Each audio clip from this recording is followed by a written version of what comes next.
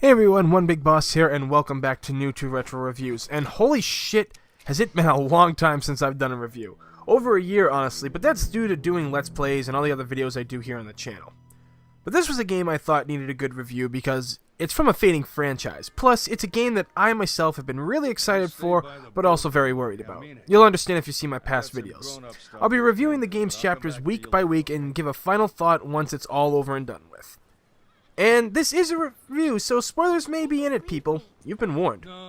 So, let's get back to the action, back to the reviews. Here is Season 2, Episode 26, Resident Evil Revelations 2, Chapter 1, for the PlayStation 3.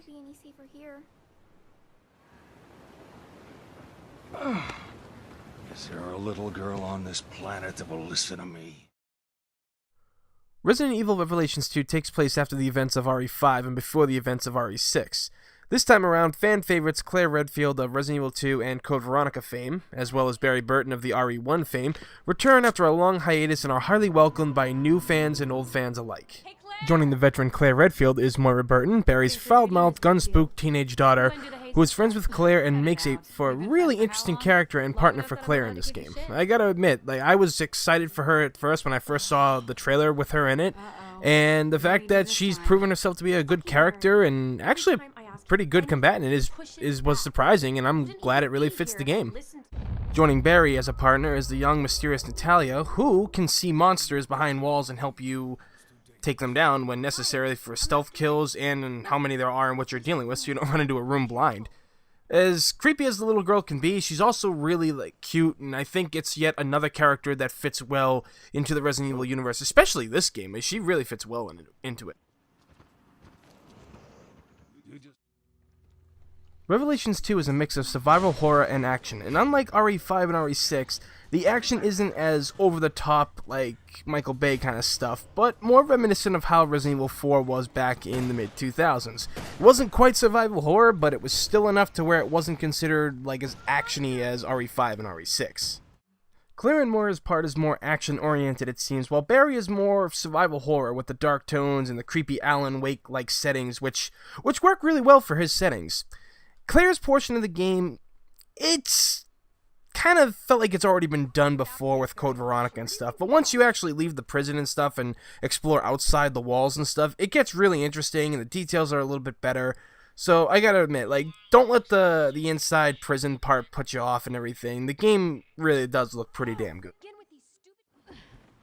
Controls for the game are pretty solid and more impressive than its predecessor. Teamwork is crucial for both parties. Moira blinds targets with her flashlight, giving Claire the chance to attack with melee strikes and saving ammo. Natalia is able to spot enemies in the distance, through walls, and uncover weak points for Barry to shoot and save ammo with, or perform stealth attacks. The dodge option is incredibly easy to access this time around. Just hitting left or right while pressing circle will give you the ability to dodge incoming enemy attacks with ease. I do miss the laser scope, but the controls remain pretty solid for the most part, and the inventory screen is, thankfully, still way better than RE6's. So right there, can't complain much about that. Okay, now time for the part that everybody loves and hates, but it's gotta be done. We'll start off with the bad first. Enemies in the game aren't really anything special given to what we saw from the original Revelations. They do change in Barry's gameplay and are terrifying, but you kind of feel that you've seen them before and, well, they fall short of being something memorable. Barry's is kind of like a throwback to older zombie stuff. They're actually pretty easy to kill, and even if you're Natalia, they're kind of easy to kill. The first part of the game, sadly, isn't anything eye-dropping or worth remembering. The prison feels like a throwback, as I mentioned earlier, but sadly, you just feel it's the generic evil experimental prison. Ain't nothing much about it. It's like I said, once you leave the place and go out into the woods with Barry and Claire and everything, that's when things really start to change and catch your eye. So, what's good about this game? Plenty. I won't talk about raid mode fully until the end, but if you want to kill time before the next episode, go play some raid mode. You're gonna have a lot of fun. Co-op in this game is way better than it was in Resident Evil Revelations 1 because, well, you actually have the option for co-op now. It's really good. Even if you play solo, switching between both characters is actually really handy and it's very fun. You know, you actually feel like the other characters are doing something other than the last people who just felt like they would just shoot and not really do anything. I'm pretty sure to this day they still didn't do any damage to the enemies they were shooting. Despite the island and prison setting feeling reused, the survival horror feel is pretty much all around you and is very welcomed. Both Claire and Myra are great characters and have good chemistry and are never dull despite what some reviewers have claimed. Honestly, they work really well together. I feel that this is a very strong duo, and the fan base has already been very supportive of both characters being together, and I mean, quite frankly, it could have gone a lot worse. I mean, that's one thing I will give the Resident Evil creators even after all these years. They seem to be able to pair and make the right characters. Like, even as bad as Resident Evil 6 was, Chris and Pierce Nivens were perfect, Helena Harper and Leon were perfect, even Jake and Sherry, they were great too. So, if you really want to, like, just give these characters a chance, I see bigger and better things coming on the horizon from what I've seen from the next episode and trailers that we've seen of the game. Barry is the king of the crop for this, though. They've kept everything about him from RE1, and somehow it works into this era almost 20 years later. His one-liners and dialogue are a treat to the ears. Just listen to the clips I have here for you.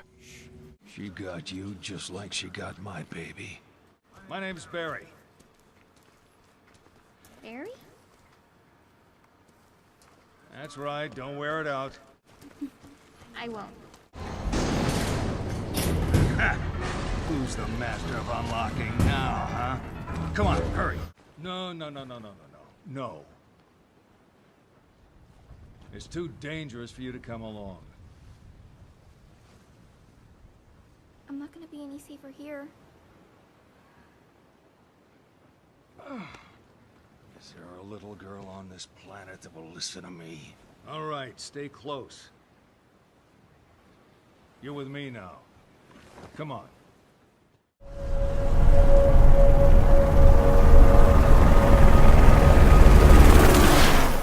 So, the question is Resident Evil Revelations 2 a buy for you? Well, if you ain't a fan of the series, probably not, but it's only $6, so if you don't like it, it's not like you digitally downloaded a $60 game and felt like you got robbed when it sucks and you can't do anything about it.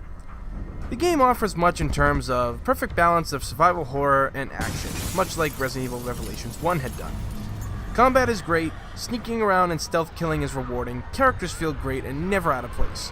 Raid mode is a treat, co-op really makes you work together as a team, so for $6, just give it a go. You won't regret it, I promise. There must be some kind of mistake.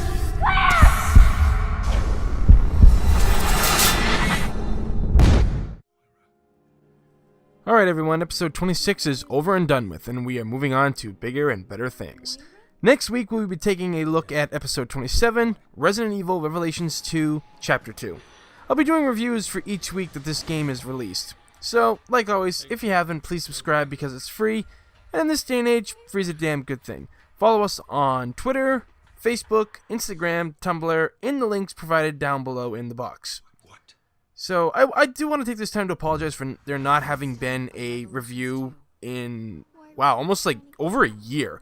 It's just been very hectic for me with my photography, doing all the other videos I do here on the channel, because I'm only one person. It's very hard for me to do it, especially with like my ADD and stuff.